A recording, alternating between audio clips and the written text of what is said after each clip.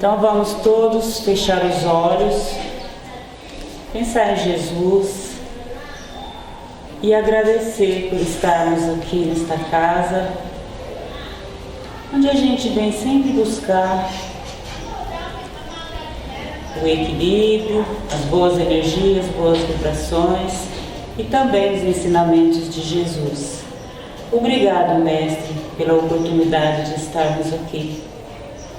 Agradecemos pelas nossas vidas, por todo o auxílio que nós recebemos todos os dias e rogamos que possa abençoar a todos aqui presentes, encarnados e desencarnados, que possa abençoar a todos os trabalhadores desta casa,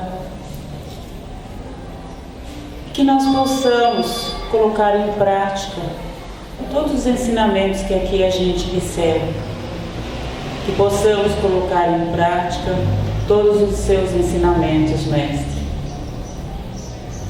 Nós sabemos que tudo que nos acontece são resultado de nossas vidas passadas. Por isso pedimos também força para que possamos passar pelas dificuldades com fé e resignação. E sabemos que tudo é passageiro e é pela nossa evolução. Pedimos permissão para repetir a prece que deixaste para nós. Pai bom que estais nos céus, santificado seja o vosso nome. Venha a nós, Senhor, o vosso reino. Seja feita a sua vontade, aqui na terra como em toda parte. O pão nosso de cada dia, dai-nos hoje. Perdão, Senhor, pelas nossas ofensas, e que nós saibamos perdoar aqueles que nos têm ofendido. Não nos deixeis cair em novas tentações, e livrai-nos do mal, hoje e sempre, que assim seja. Boa tarde para todos, é uma alegria estarmos mais uma quarta-feira reunidos. Um beijo e um abraço para cada um, e que a gente possa nesta tarde estar bem assim, interessados em estudar a nossa doutrina juntos, tá? Eu vou pedir licença a vocês para ler uma historinha que está nesse livro aqui, Contos desta e de Outra Vida. É um livro que Chico Xavier psicografou, o Irmão X. Tem vários livros do Irmão X. O Irmão X, ele era um cronista, né, jornalista, e ele era meio ateu, não acreditava em nada, né? Quando chegou no plano espiritual, acho uma graça porque ele fala, né, as coisas que muitas vezes se falassem com ele na vida, ele não ia acreditar. Mas dentro desse livro ele conta uma história sobre os apuros de um morto. É uma história engraçada, né? Mas é um caso verídico.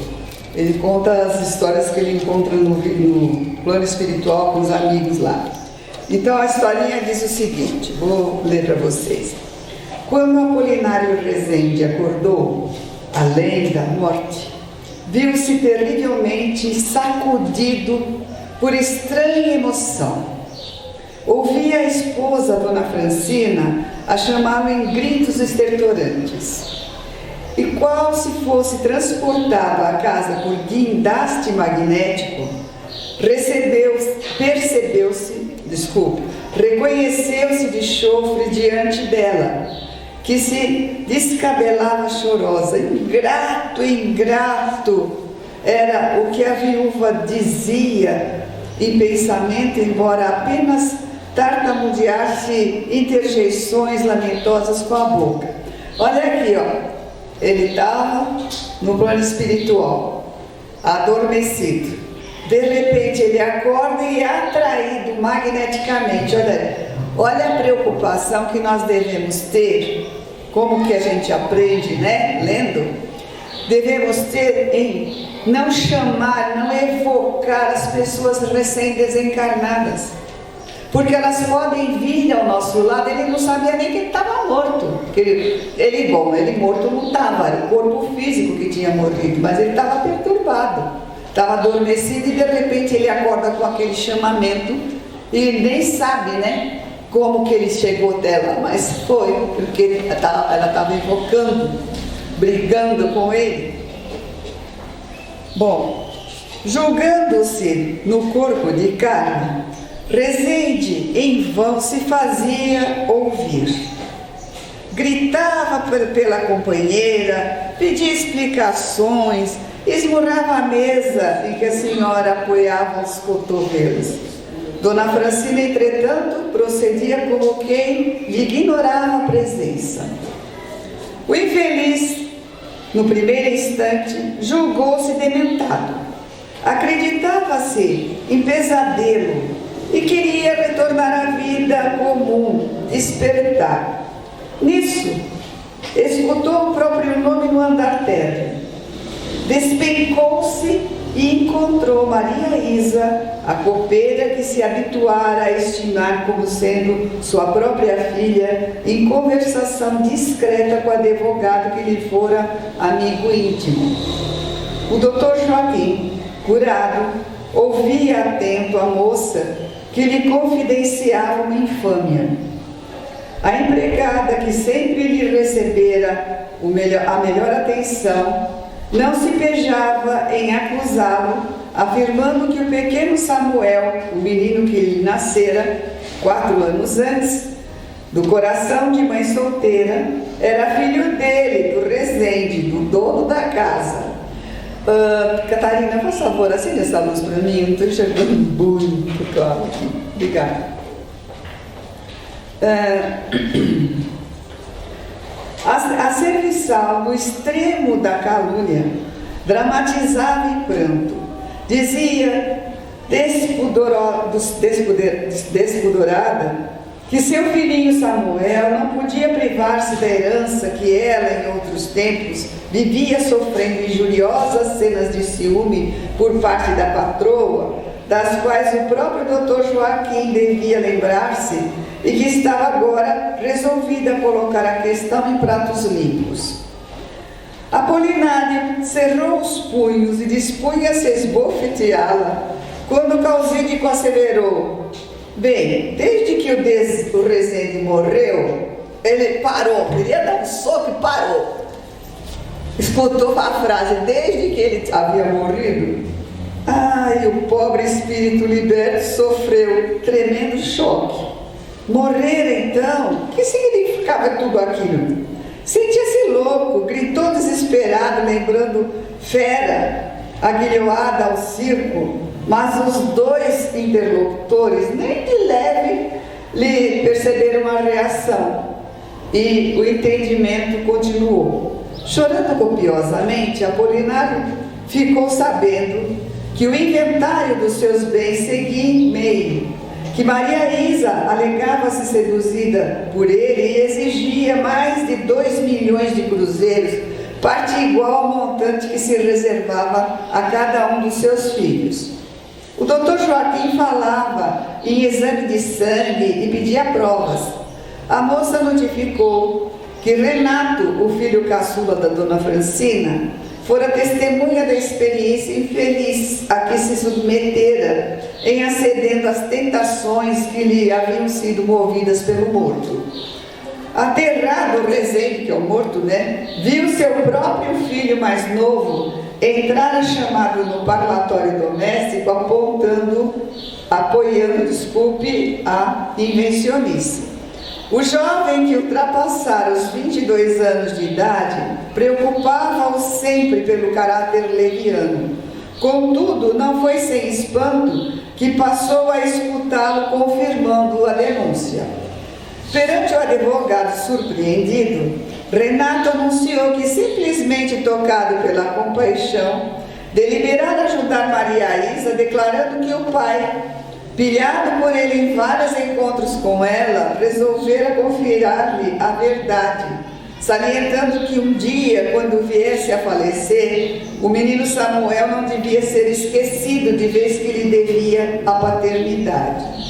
Rezende, tomado de repugnância, desmentia tudo até que lhe pareceu ouvir os pensamentos do filho, compreendendo por fim que Renato se manicomunara com a copeira de modo a senhorear metade da importância que a ela fosse atribuída pela justiça, entendeu a chantagem.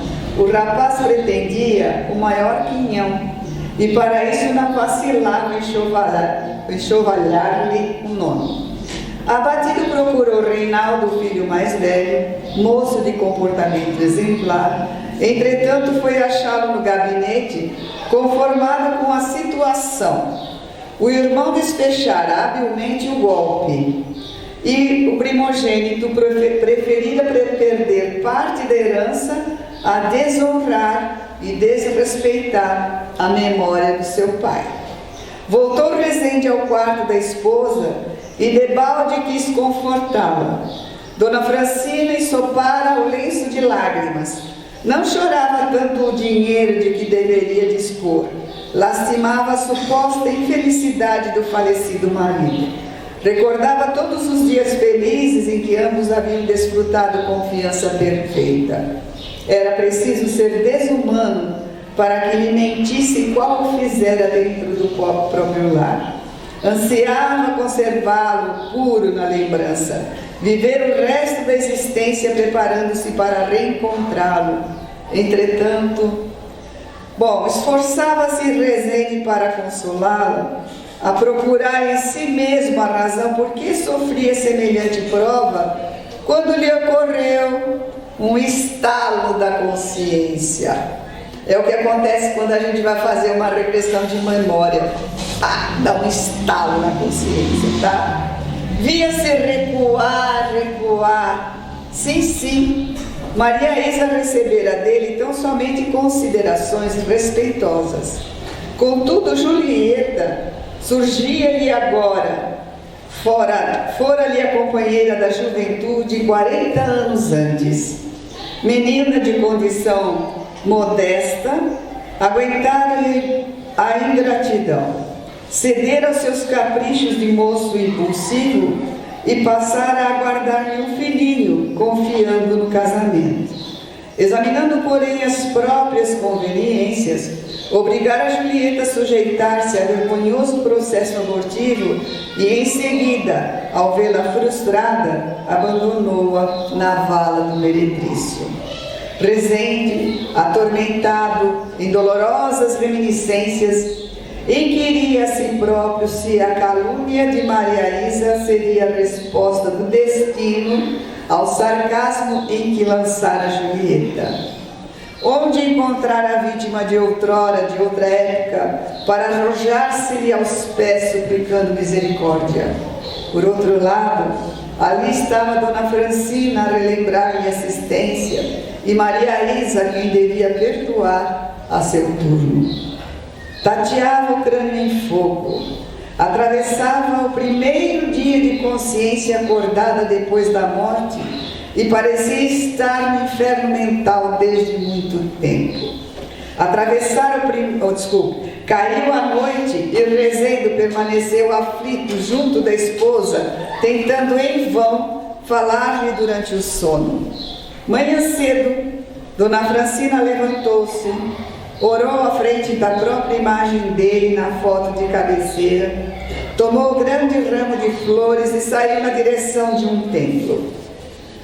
Apolinário seguiu-a, reconhecendo emocionado que a esposa encomendara um ofício religioso a benefício da sua felicidade. Findas as preces, Dona Francina tocou para o cemitério. Só então Rezende veio a saber que a leal companheira comemorava o 6º mês da sua partida. 183 dias de inconsciência na vida espiritual. Assombrado, fitou a esposa que se ajoelhara à frente do seu próprio túmulo. Entre angustiado e curioso, inclinou-se para a lápide e soletrou espantadiço: aqui jaz Apolinário Rezende. E em letras menores: orai pelo descanso eterno de sua alma. Quando leu as palavras descanso eterno, Rezende passou a refletir sobre as agonias morais a que era submetido desde a véspera, e embora sentindo imenso desejo de chorar, Esqueceu a quietude do Campo Santo e desferiu, em desespero, enorme gargalhada. Tragicômico, né? Agora, por que nós resolvemos falar sobre a lei de causa e efeito? A gente já ouviu dizer, tá, que Jesus, quando ele estava lá no Monte das Oliveiras fazendo oração à noite, às vésperas de ser preso, que depois chegou os soldados para prendê-lo, o Pedro tirou da espada e cortou uma orelha de um dos soldados chamado Malco. E aí Jesus o repreendeu, pegou a orelha, colocou no lugar e falou para ele assim: Pedro, embainha a sua espada, porque quem matar pela espada perecerá. Ah, é o retorno. Em outro momento ele fala: vai reconciliar-se com seu adversário, até que, né, ele não leve a justiça, o juiz não te prende até você não pagar o último centavo. Então, a gente vê também a parábola da semente, né, que a semente é o Evangelho, o semeador é Jesus. Então, alguém escuta, outros não escutam, né? Então, cada semente vai produzir alguma coisa. Mas quem não trabalha na sementeira, vive sempre como o Apolinário Rezende aí, tá? Esqueceu da vida, esqueceu da época de solteiro, mas chegou a hora que a conta foi cobrada.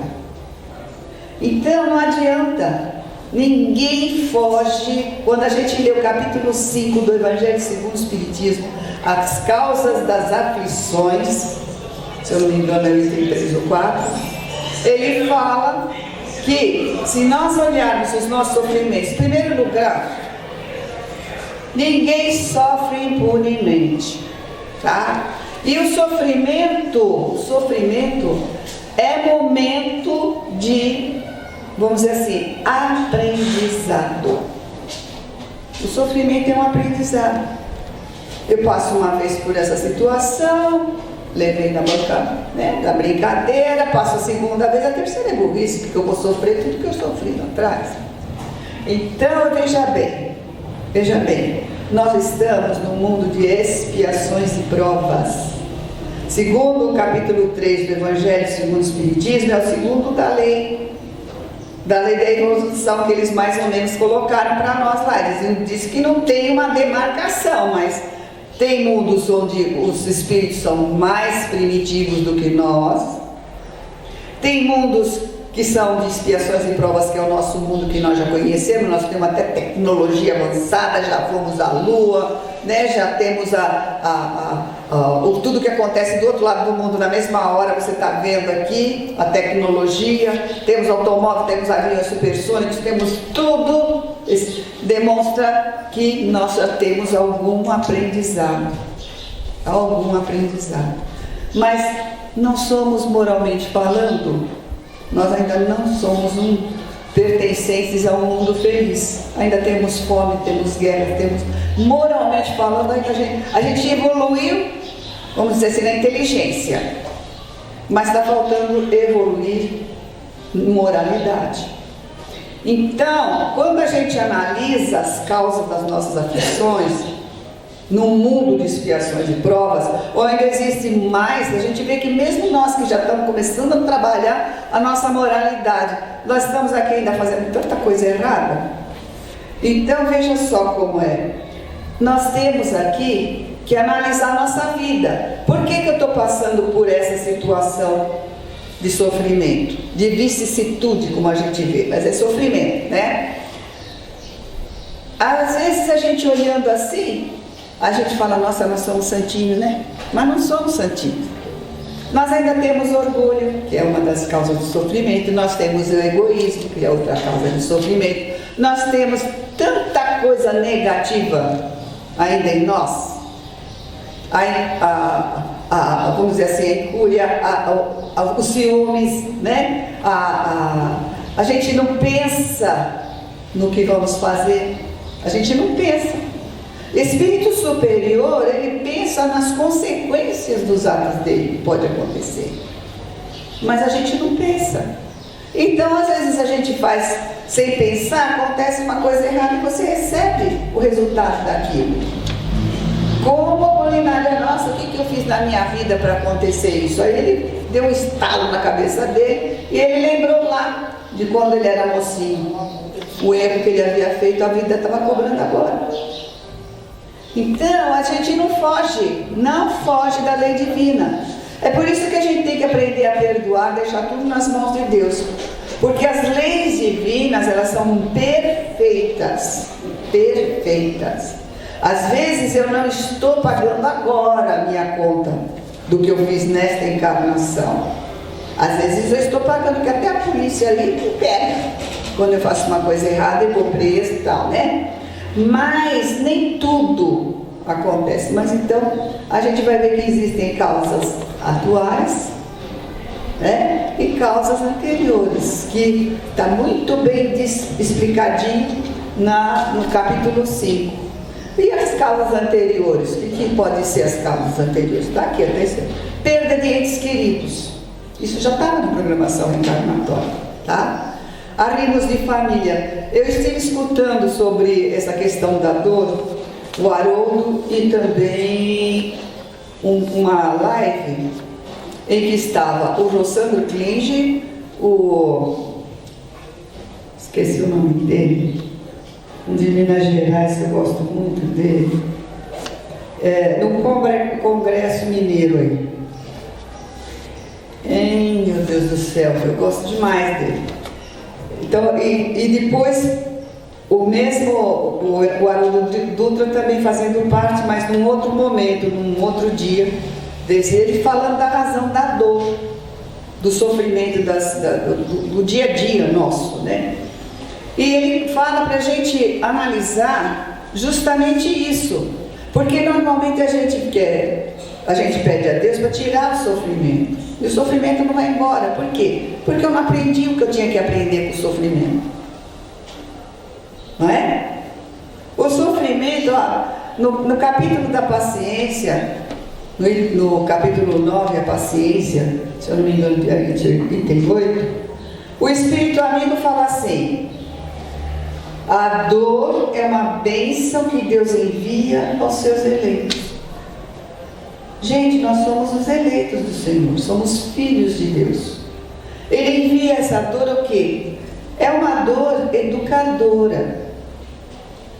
É para a gente educar, para a gente melhorar a nossa condição moral, que é o que vai nos habilitar a viver em mundos superiores, onde não existe tanta maldade, onde não existe tanto sofrimento, tantas dores.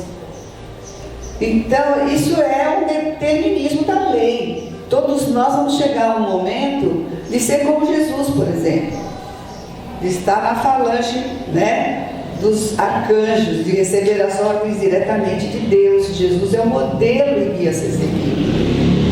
Então ele ensinou que ele se deu, ele foi um exemplo de perdão, de indulgência, de amor, de fraternidade. Era uma pessoa que estava sempre disposta. Olha quanta coisa ele fez em 3 anos. Quantos ensinamentos. Ele não só falou, não, ele fez tudo o que ele ensinou, ele fez. E ele disse que nós poderíamos fazer até mais coisas do que ele havia feito. Então vamos nos esforçar para ler, para entender, para estudar o Evangelho do Cristo, porque é só o Evangelho que desenvolve o amor. Quando a gente desenvolver o amor, não é religião, hein, gente? Religião é rótulo, tá? É o bem, somos todos filhos de um mesmo Pai. A moeda da felicidade é desenvolver a capacidade de amar. Ninguém deveria, aliás, nos mundos superiores assim, ninguém vive bem nos mundos superiores se tiver um passando fome do lado dele. Não existe isso. Não existe.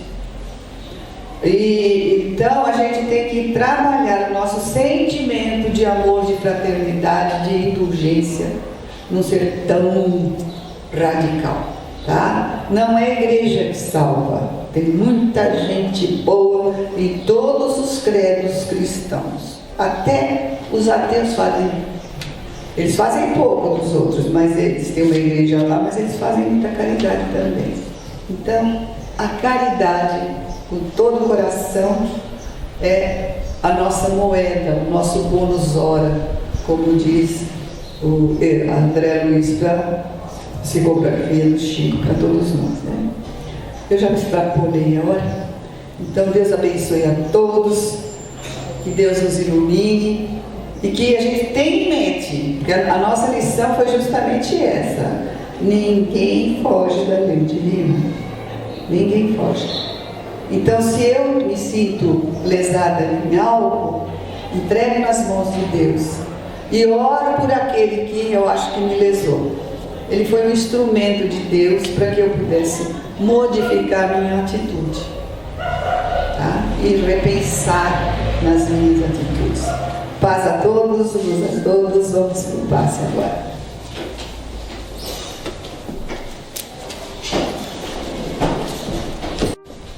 Nós vamos chegando ao término dos trabalhos às quarta-feira à tarde.